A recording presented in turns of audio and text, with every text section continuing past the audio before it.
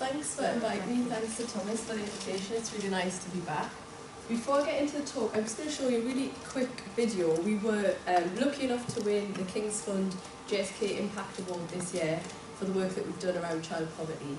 And it just summarises in a much more impactful way than I can who we are, what we're all about. So fingers crossed it works.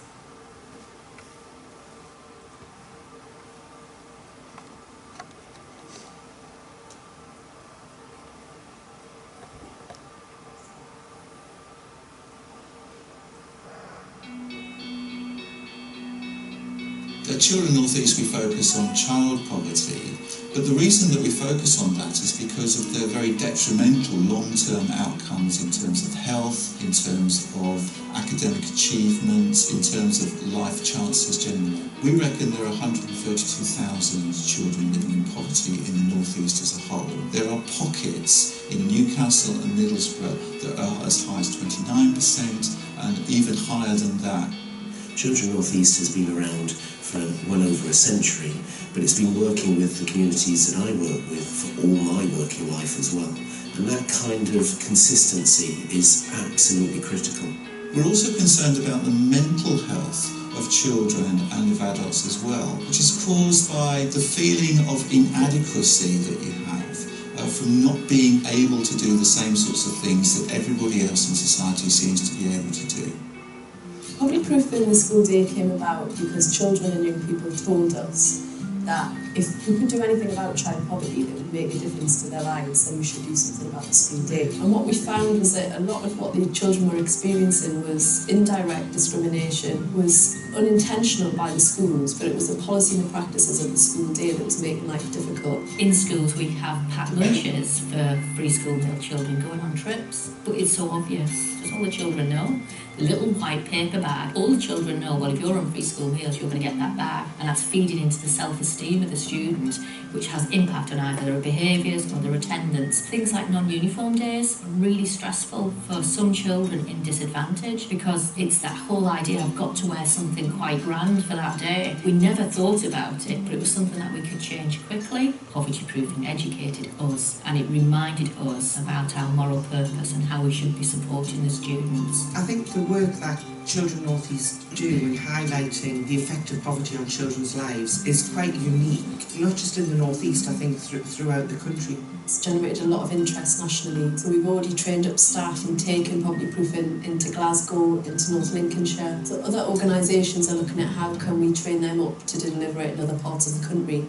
We've developed a number of different parenting programmes for fathers. Dads and family men tell us that they don't feel able to go into children's centres or schools even, that it's not a comfortable environment for men to be in. So we do a lot of work with Fathers Plus to engage men in children's lives. Gateshead Council contract us to provide a crisis intervention service. And these will be families where the parents have mental health problems or substance misuse problems. There's usually domestic violence and there's also neglectful parenting. And that gives us the opportunity to be able to work very, very intensively with those families. We were having a very bad time as a family. You know, we were there with people who were trying to do the best by their children, by their partners, and they were just, like, we were completely out of our depth. We then reinvented the idea of training actually young people as peer mentors. It's all about sort of just having that friendly face and someone like around your own age who understands, but you know, someone who's they're able to look up to and basically just talk to and get a bit of help. One of the great things that they've been able to show is that some of their volunteers, the support that they give, do go on to find paid employment, and that has massive impacts for the children. The expertise that they have is not something you can buy. We'll always be very grateful. That kind of commitment and supporting the community is like gold dust for people like me.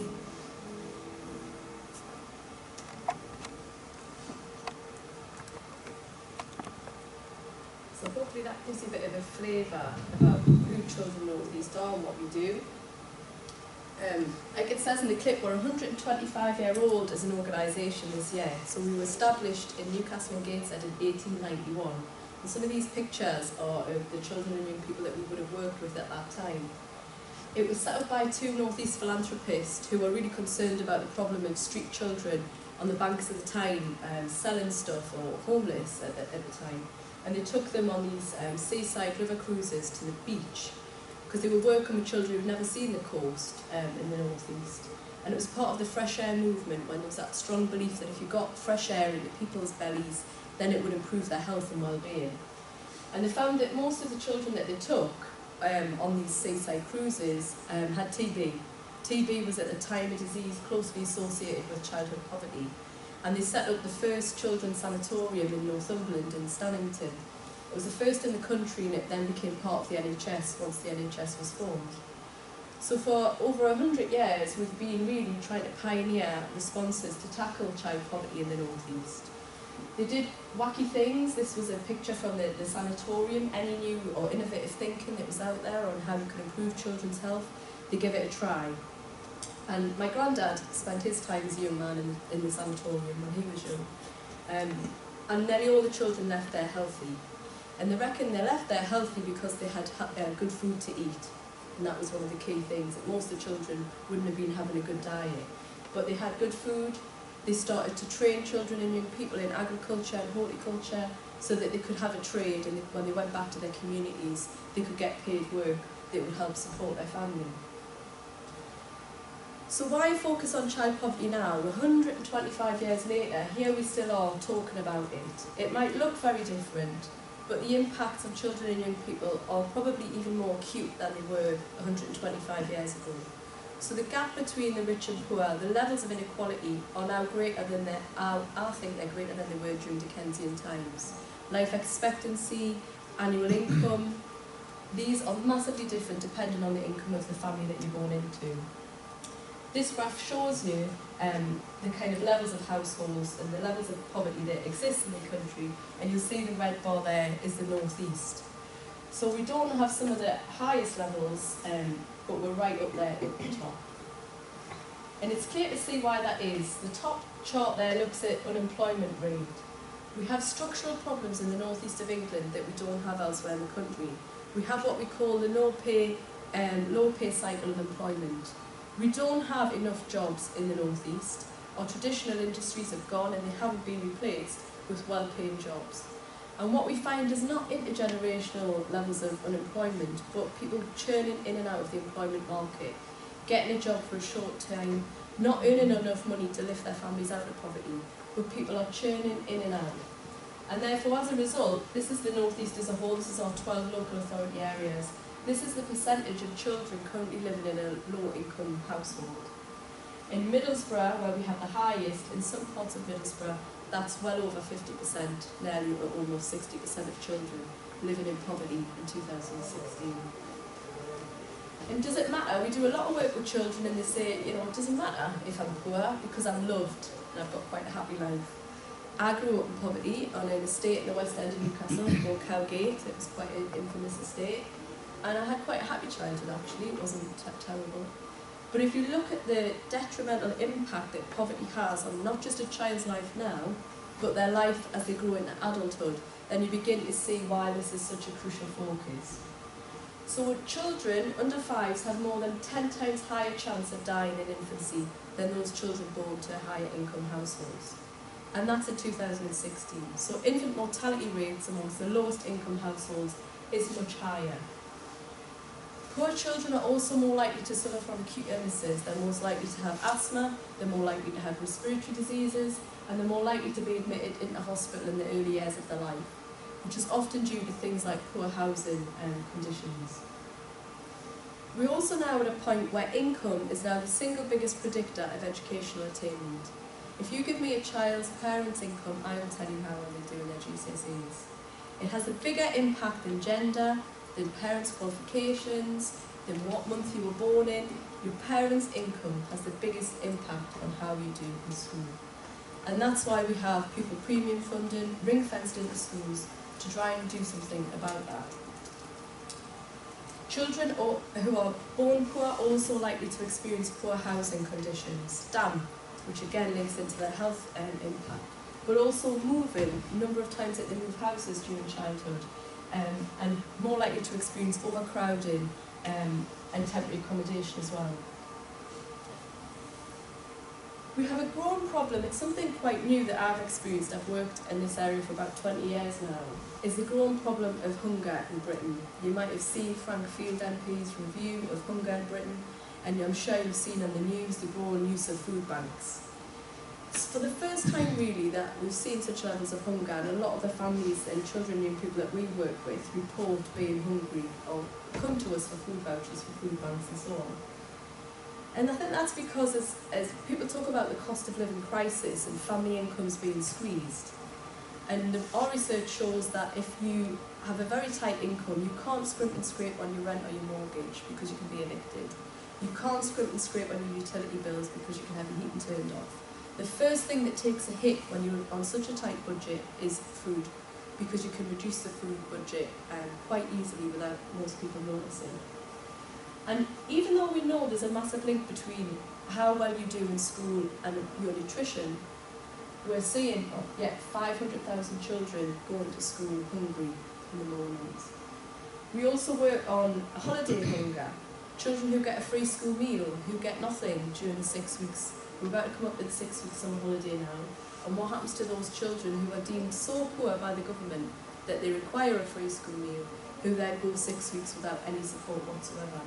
And we know that those children really struggle when they come back to school in September.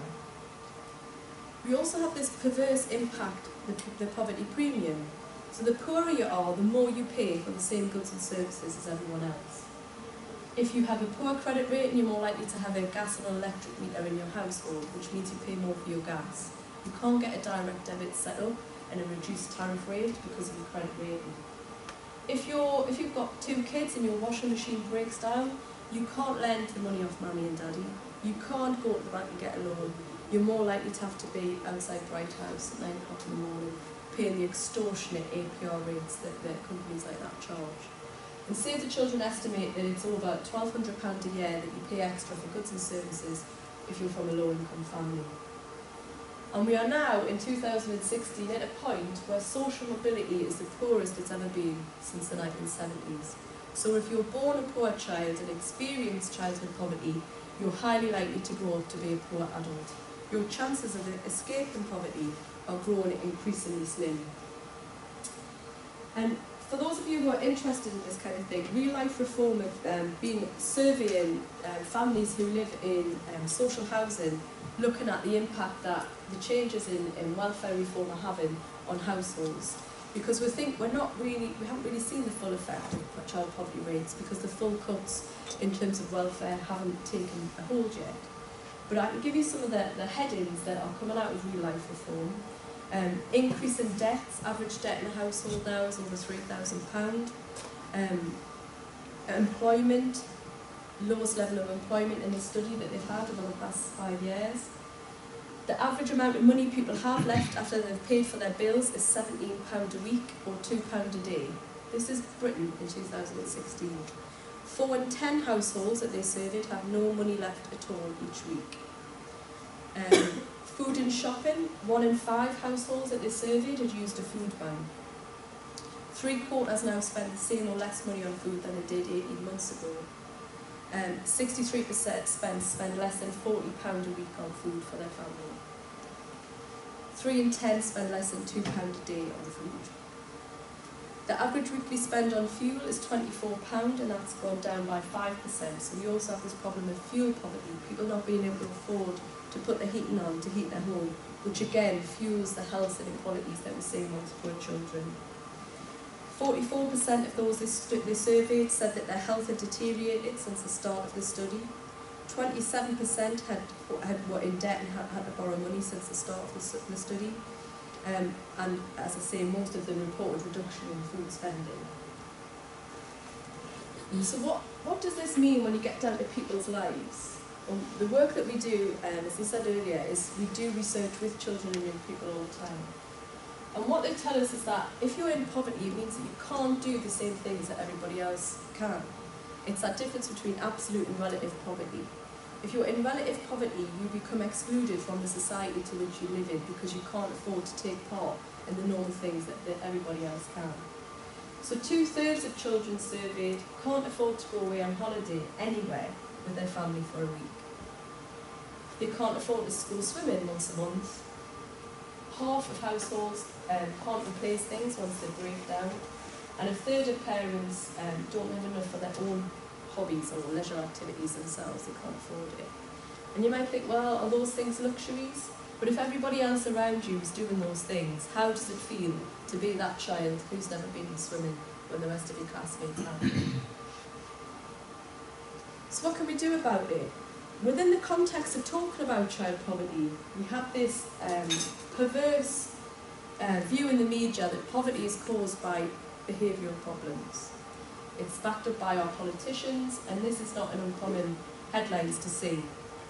I stopped watching television a few years ago because of the endless poverty porn, as they call it. My big fat benefit wedding, on benefits and 10 kids, Benefit Street, you know, these endless programmes that are pointing the blame to poverty to the poor themselves, which says that people are poor because they've made poor decisions. People are poor because they're feckless in some way. You know, the scroungers versus strivers debate that we had in our press. So, if you think about what I touched on earlier, if poverty in the North East is caused by structural inequality, by our economy, by our jobs market, you are then being blamed for the problems yourself.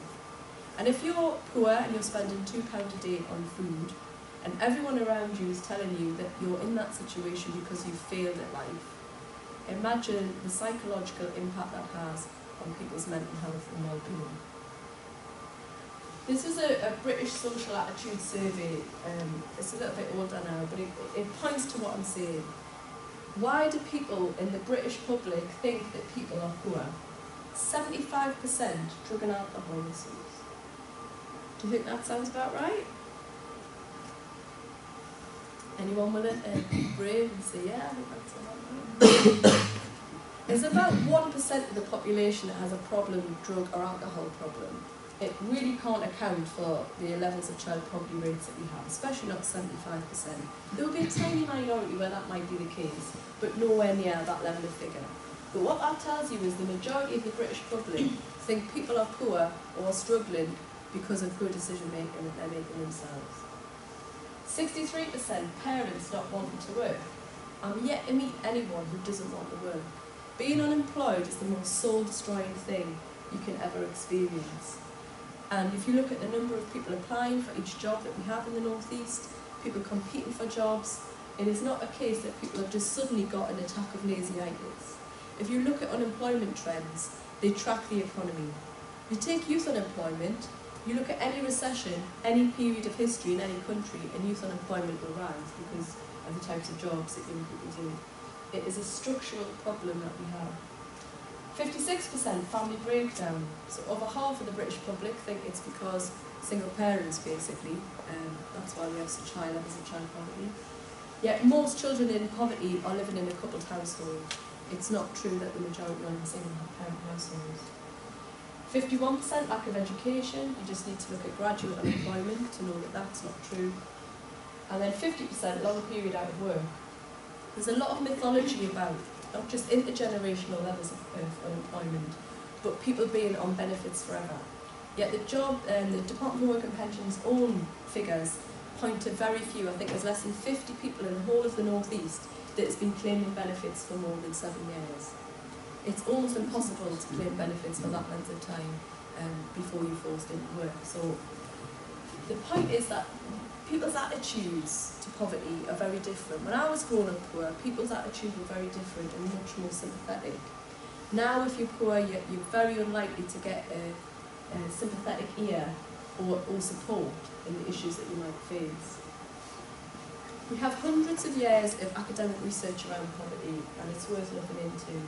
And all the academic research points to structural rather than behavioural causes of poverty. And we now have a situation where more than half of all children in poverty for the first time come from working households. They've overtaken children in poverty living on benefits.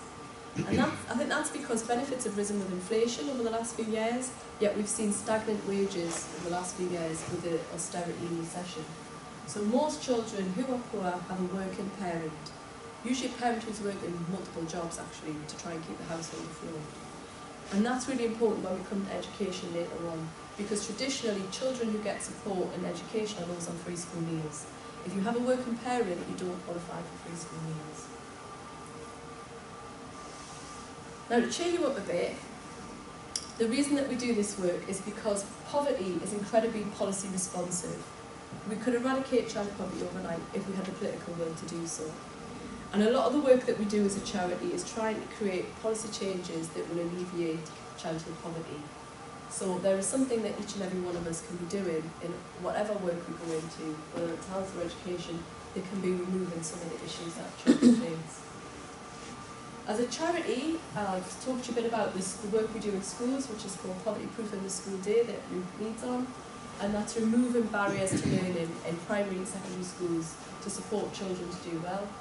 We also do some community-based work with children and young people at a neighbourhood level.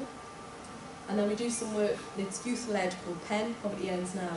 And they've been working with the all-party parliamentary group on poverty and the school food task group looking into specifically into holiday and hunger. And making sure that children and young people who have lived experience of poverty are at the forefront is crucial. Like I say, I grew up in poverty, but it is completely different now to how it was when I was a child. It is only those young people who know what it's like and what's going to make a difference to their lives. We did a photography project a couple of years ago with children and young people where we distributed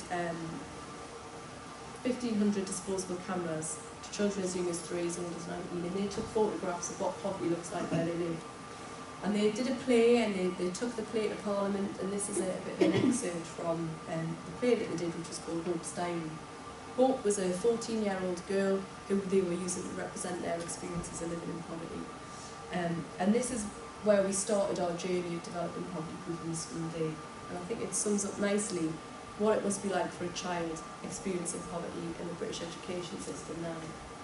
It says, look, there's Hope. She's got holes in her shoes. Pays nothing for dinners and holds up the queues. Going home with a face full of sorrow. But don't worry, Hope. We'll get you tomorrow. And this is then taking it to Houses of Parliament. So for education specifically, I mentioned that income now has the biggest impact on educational attainment. As young as 3, there is already a 9-month gap in attainment between children from different income backgrounds. That widens rapidly during primary education, and by the time you get to secondary school, there's pretty much nothing you can do about it. The gap is so wide that there's not much that can be done. And that's where we're left with this picture at the moment, where only 30, or just over 30% of children who get a free school meal go on to leave school with 5 good GCSEs, compared with over 60% of their peers who don't get a free school meal. And really, this is called the scar on the face of the English education system, that we can't say we have a good education system if we are failing the poorest, most vulnerable students. And it's not just us that says this. There's worth looking into the Children's Commission on Poverty, which I gave evidence to a parliamentary select committee on, and they did a national survey, and it began to look at the cost of the school day. So again, looking at those more structural underpinnings about why poor children might not be able to attain well in school. Think about the figures that I told you from Real Life Reform and the amounts of money that people are living on. £17 left a week in your family budget, £2 to spend on food a day. And when they looked at parents, 70% said that they'd struggled with the cost of school, and that rose to over 90% of those considered not well off at all. 51% of parents said they'd cut back on clothing, food or heating so they could afford to send their children to school. This is state school, this is not private school. 25% said that they'd borrowed money in order to afford the cost of school. And the children in the survey were acutely aware of this as well. Half of the children said that they'd avoided asking their parents for something school related because they thought they would struggle to buy it. Luke and I interview young people all the time who hide the letter about the school trip so that the parents won't know about it because they don't want to put pressure on the family. Who hide the letter about the non-school uniform day because you've got to bring a pound in, and they know that no one's going to have that money. 63% of the children said that they'd been embarrassed because they couldn't afford the cost of school. So if you're that child, are you going to attend school that day? If you haven't sent the letter home about the trip, or are you going to just stay off? It has a massive impact on children's attendance. And if you're not attending school, you're not going to attain well. and 27% said that they've been bullied as a result, which chimed with that last little bit of Hope's diary. Don't worry, Hope, we'll get you tomorrow.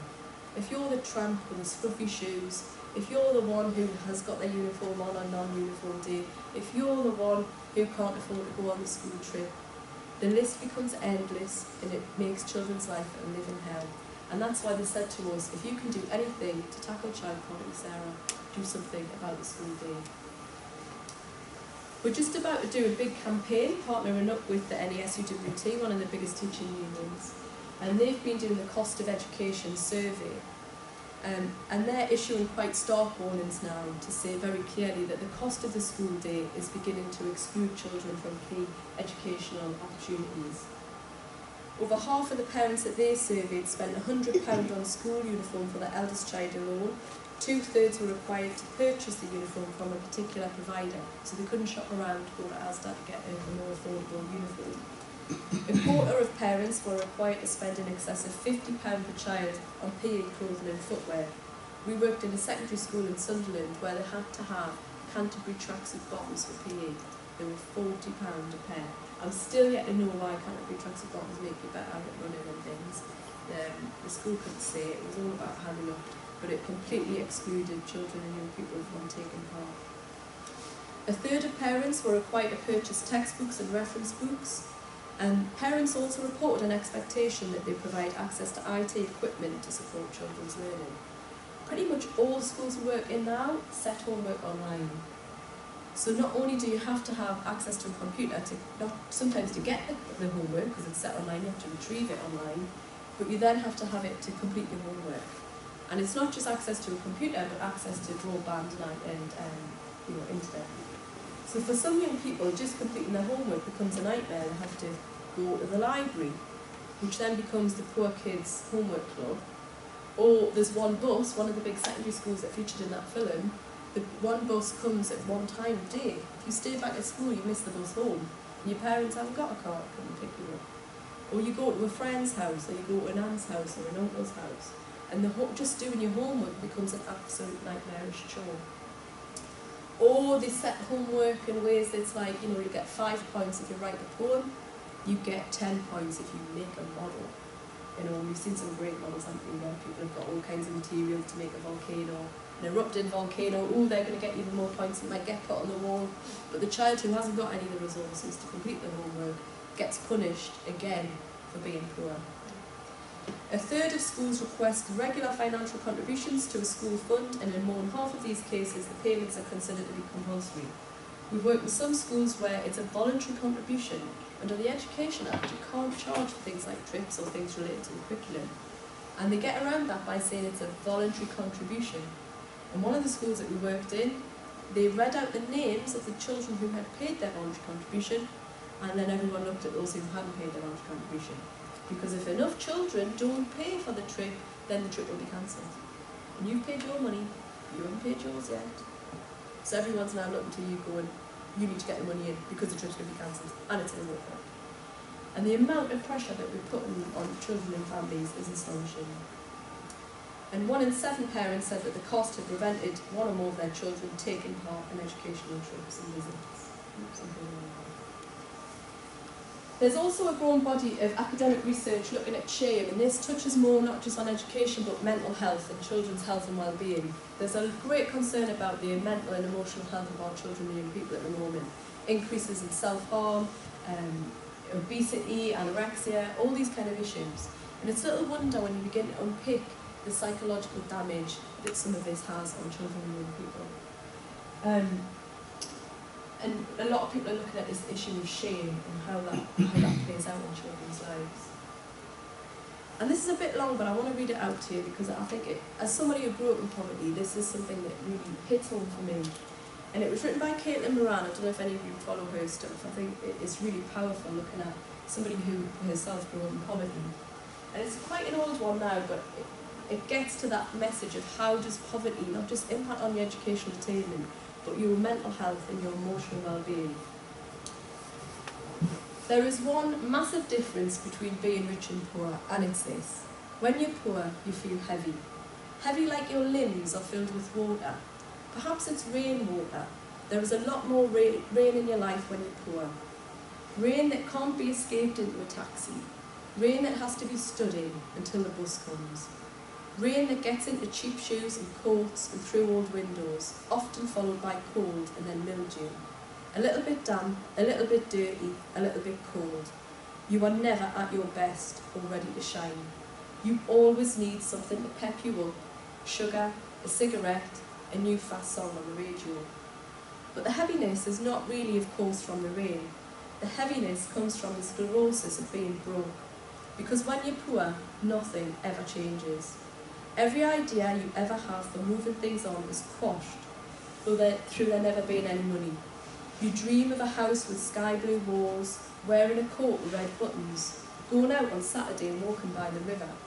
Instead, you see the same crack in the same wall, push start the same car down the hill, and nothing ever changes, except for the worst. The things you originally had are now slowly wearing out, breaking under your fingertips and left unreplaced. This has the effect of making your limbs feel heavy, like you're perpetually slightly drowning. You're dragging 10 years of non-progress behind you like a wheelless cart. Perhaps there's something out there you would be really good at, something that would give you so much joy you feel like you're flying, but you'll never find out. The world is a shop and it's closed to your empty pockets, and you are standing still, heavy, in the dead centre of your life. You look around and start to suspect you might not exist. After all, you appear not to be able to make an impression on the world. You can't even change the colour of your front door. 26 years, now 42, and you've never even been to your neighbouring town. It's too far away.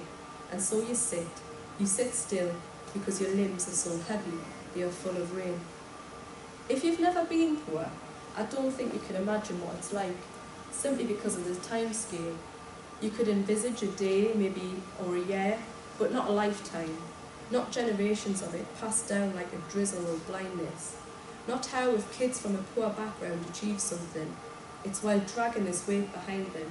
How it takes 10 times the effort to get anywhere from a bad postcode.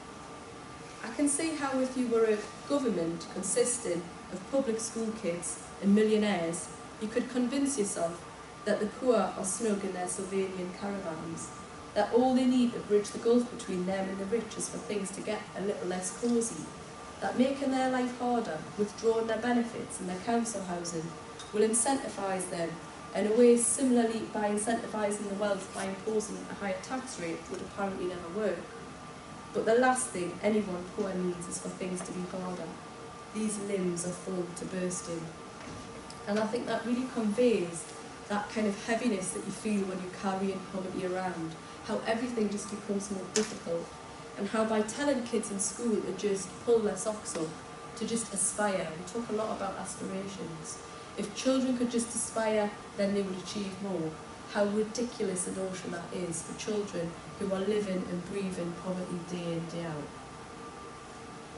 So the work we do in schools is to try and remove some of those barriers, some of those obstacles, to reduce the cost of the school day, to make teachers aware. Most teachers are from very privileged backgrounds. It's very rare nowadays to get a working class teacher. They don't get it, they don't understand it. They think a quid for a non-uniform day is just a quid. Why would that be a problem? So we try and work with schools to raise their awareness, train the teachers, train the governors, and reduce the impact of the cost of the school day on children and young people's lives. At a community-based level, we work to see what is going to make a difference. This is an estate in the West End of Newcastle where they wanted to clean it up. Actually, they voted to say the place is a mess. I get off the bus at a different spot so no one knows I live here, because I don't want my friends to know I live here. I never invite my friends back to where I live, because nobody cares. In the centre of town, it's clean, it's nice because people spend money in the shop there. But where we live, nobody cares. So we had a day of action where people came out of their streets and tidied it all up. And then Penn Poverty Ends now, they're working on hunger, but also housing, decent income standards, and feeling safe in your community. And they really do have the ear of the government. That's in there with Alan Milburn, who's the chair of the Social Mobility and Child Poverty Commission. And at the bottom, they were having a cross-party meeting with all three political parties. But we've got a long way to go. If you look at the health and educational impact of poverty on children's lives, like I say, it's getting worse. And the Institute for Fiscal Studies predict that by 2020, we'll have an extra 1 million children living in poverty in Britain. It'll hit 4.7 million. And 2020 is a crucially significant year because you might remember that we are supposed to have eradicated child poverty in Britain by 2020. We have the Child Poverty Act that was signed by all political parties and committed the UK to eradicating child poverty by the state. And despite that, we're going to have 1 million more children experiencing poverty instead. And it will be the first decade that we will have reached where we will see that level of increase. We talked about the inequalities, the gaps between the rich and poor, the gaps between what they earn, the gaps between life expectancy. That is growing all the time. We have this huge problem of in-work poverty, and what do we do about that? We can't just work our way out of poverty, we've got to do something more. We've got the living wage campaign, which is already making a big difference, but still a long, long way to go. This issue of hunger and food poverty, how do we address that? Food banks are not the solution. Food banks, you know, if you've ever been working with someone who's hungry, you will feed them. But just supplying a food bank is not getting rid of the cause of the food bank in the first place. And if you look at why people use them, you'll see the structural underpinnings, the benefit delay, and we're going to see more of that as the welfare reforms hit. What do we do in the northeast of England? You know, if I could do anything to address child poverty, it would be to get more employers up here, giving people jobs. One of the biggest things that's happened in my lifetime to tackle child poverty in the region is the Nissan plant in Sunderland. We are not going to get anywhere unless we start getting more well-paying jobs and attract more employers into the region. And then we have what we call the perfect storm. At a time where we're seeing escalating rates of child poverty, increased need and demand for our services, we're also seeing the cuts to services closing, and less people out there to help and support those who need it.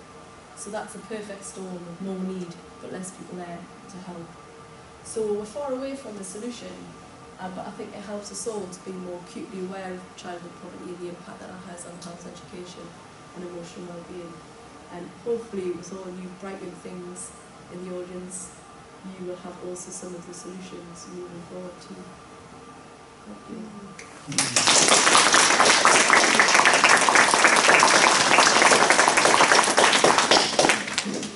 So thank you very much. We do have time for questions. So I'm going to ask you to please raise your hand if you have a question for Sarah. We'll start over here. You were talking about the school trips and saying that there's sort of a voluntary thing, but if you were to say eradicate the need for children to bring money in at all, then where school trips necessitate paying bus companies, paying the attractions you go to, paying the teachers, where does a charity like you envisage the money coming from?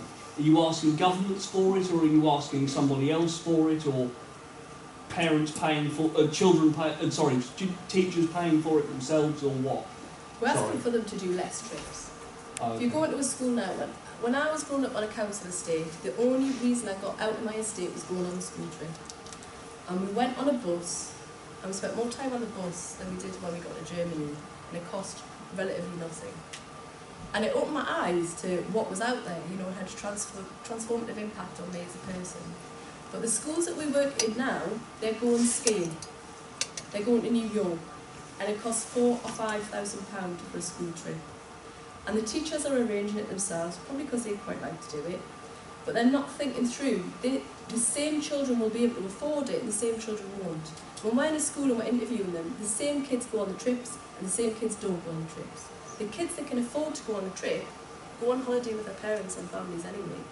Families have said to us, I can't justify sending my one child on that trip because I could take my entire family on holiday with that. So we're saying to schools, think about why are you going on these trips, and go on one and make it affordable so that more children and young people go on. Don't ask for the deposit in by Friday, because who's going to be able to do that? Set up a payment scheme. Plan it in over a full course of a year. So a lot of it's about how you administer it. But the crucial thing is they're not thinking at the start that this is going to financially exclude some people. And when we say that, they go, oh yeah, I've never thought about that.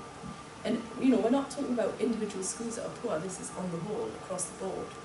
And to slim it back down, stop having so many trips, because the same kids go. Some teachers have been honest with me and said, yeah, no, we wouldn't want them kids going on a trip actually. We price them out deliberately because they're too much hard work.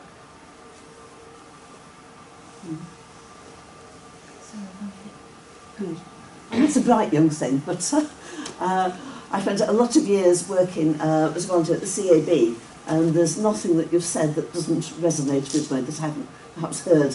But one thing that we're doing in Stockton, I chair a forum, and we've been looking at food banks, and we've got all the food banks linked up now, and every time anybody goes to a food bank, they either have access to advice while they're there, or they've been sent there by an organisation that can give advice. And there isn't anybody that they can't do something for. Now that's not going to lift a family out of poverty, but it is going to lift it out of some of the extremes of poverty, of no food, of help with budgeting, sorting out benefits, getting extra money in different ways. And I think that's a model that we've got in Stockton that you might be able to do something about elsewhere in the northeast. So as I say, it's not solving the problem, but it is taking off some of the edges of it and helping. But the other thing is, I did wonder, you didn't mention anything at all about the children of asylum seekers, and I did wonder if that had come into anything you've been doing, because they've got some extra things on poverty. Those are on the Azure card, and therefore can only shop at the one shop. They can't access the ethnic food shops or the markets or anything like that. That's their only source of money. And families, I'm only just finding out, that are a long way off, so they have to spend money on bus fares to get anywhere, to do anything, to buy anything. And so they're extra poor to other people on benefits. I just wonder if you had any thoughts on those. Can I ask you to respond to that sure. as a last question? I think with the food bank, it's really important to look at why people use food banks. Because a lot of money goes into helping people budget and things like that, which I think is a wrong route to take with it. Because again, it's saying people are poor because they're not budgeting. People who've got no money are the best budgeters. They can make a fiver go places you didn't think was possible. The reason they use food banks is often when benefits are completely stopped and you're left for weeks without not a single pence, and nobody can budget, nothing. And in terms of, there are particular groups of children and young people who experience poverty more acutely. And at the moment, for me, it's those A2 nationals who are Eastern European, who aren't entitled to any benefits. They can come to this country and work, but they're not entitled to anything, no child benefit, no housing benefit. And we often work with families where there are a lot of people living in a really small household. People are selling the big issue, working in car washes, because that's all they can do to make money. And the Community Action on Poverty project that I showed there, the reason that people said it was such a mess on the estate was because there was bag ripping going on. So people were kicking over the bins in the back lanes and ripping the bags and rummaging for material because a cash for clothes had just opened up nearby. And if you take in materials, it just goes on weight. It doesn't matter what quality the material's in. And there were families who could work but couldn't get any kind of benefits, not a single penny in benefits and support. And were relying on filling these bags of material that they were getting from the rubbish to get a couple of quid to try and feed their children. And I think they're kind of a bit under the radar because they're entitled to be here and entitled to work. But there's quite a lot of exploitation goes on in terms of the work that they do, well below the minimum wage. It's not regulated, people don't know their rights, not quite feel so.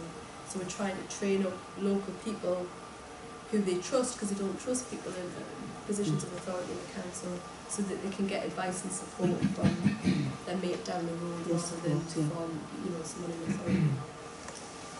So, thank you very much indeed. I wish we had time for more questions. I don't know if you're able to stay there for lunch. Can I ask that we stop Sarah at lunchtime if we have more questions? Because I think we may have.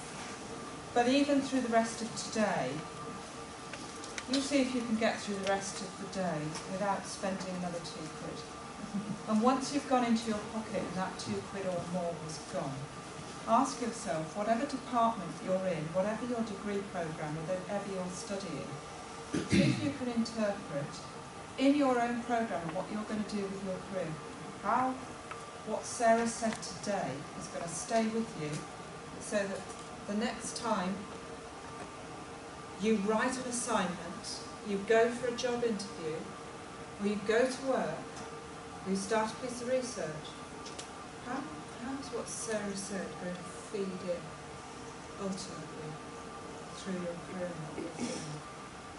Because there's nothing more important than what we're doing. So thank you very much indeed.